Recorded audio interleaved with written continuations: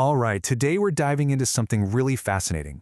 We're looking at a controversial, maybe even a rejected text that takes one of the greatest stories in Western literature and just flips it completely upside down. This isn't your classic story of damnation. It's something way more unsettling. And this is the question that just haunts this entire text. Seriously, think about it. Forget selling your soul for greatness or for power. What happens when a soul is offered to the devil and the devil just isn't interested? Okay, so to really get this inversion, we have to remember the original deal. The classical Faustian bargain is all about ambition. You've got Marlowe's Faustus, who gambles eternal damnation just to shatter human limits for raw power. And then there's Goethe's Faust, whose endless striving, his hunger to experience everything, is what actually saves him in the end. Both of them, they're defined by the spirit of becoming, of taking an immense risk. Now this is where it gets weird. The story goes that deep in the archives, there's a fragment from the original German Faust book, and it's supposedly a scene that was just too challenging, maybe too uncomfortable for its time, because it describes an inverted contract, one written for an age like ours.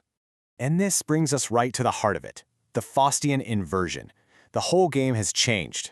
The soul isn't the price for greatness or cosmic power anymore. No, now it's being surrendered for an insurance policy, a guarantee of safety, comfort, and the total elimination of risk.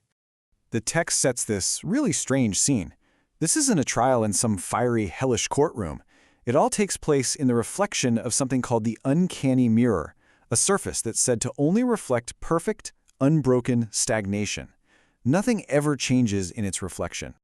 And so the trial begins. Satan, acting as the red judge of power, speaks first. And his expectation is totally clear, right? He's looking for the next big sinner, an ambitious soul ready to shake the world. He's ready to offer everything, but only for a soul that has some fire, a soul that actually burns with desire. But then, Beelzebub, the Lord of Flies, the expert on all things corrupt, he senses something's wrong. There's no smell of sin, no brimstone. Instead, he smells something sterile, like polished silver. He sees a man who didn't break out of a cage, but who has carefully built one around himself, from the inside out. Then Lucifer speaks, the very embodiment of pride, and you can just feel the contempt dripping from his words. He compares his own cosmic rebellion, his demand to be an overman, with this creature standing before them. The ambition here isn't to become a god, it's to be a pet, to be safe, to be cared for. So who is this person that so disgusts the Council of Hell? His name is Salvio Pallido. The text calls him the Pale Redeemer, a high priest of the polished floor, and he represents the philosophy of the last man. And just listen to his plea. He explicitly rejects everything the classic Faust stood for. He says, I don't want power, because power requires the agony of creation. I don't want to strive, because striving means you might fail. You might fall into the abyss. It's a total rejection of ambition itself.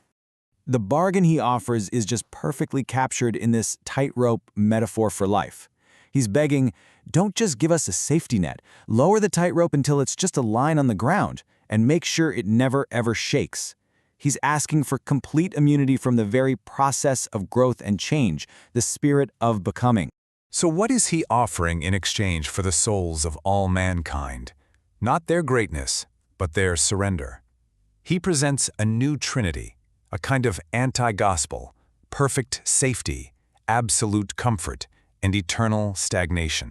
At this point, Lucifer just erupts. To him, this isn't a negotiation, it's an insult. It's a mockery of the whole grand game of sin and salvation. The Faustian spirit is defined by risk, by daring to want more. And Pallido?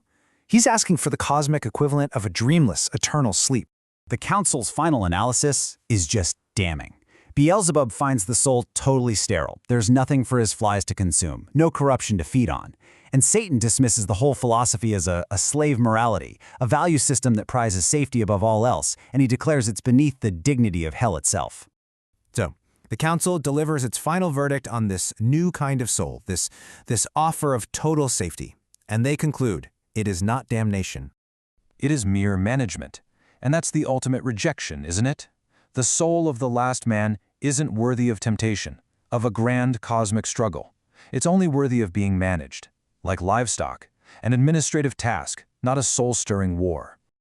And that's the real gut punch of this inverted story. The central tragedy isn't that Salvio Pallido loses his soul.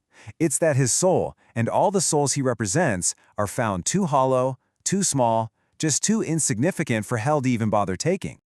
So where does that leave him?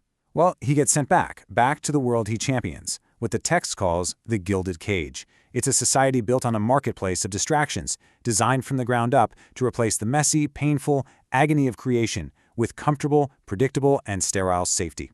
Which leads us to the final haunting question. I mean, if the Inferno didn't take him, if he wasn't damned in the classical sense, then what is his hell? And the answer is as simple as it is terrifying. He goes nowhere. That is his hell. Not fire, not brimstone, but an eternal, self-imposed stillness, the perfect, unchanging reflection in the uncanny mirror.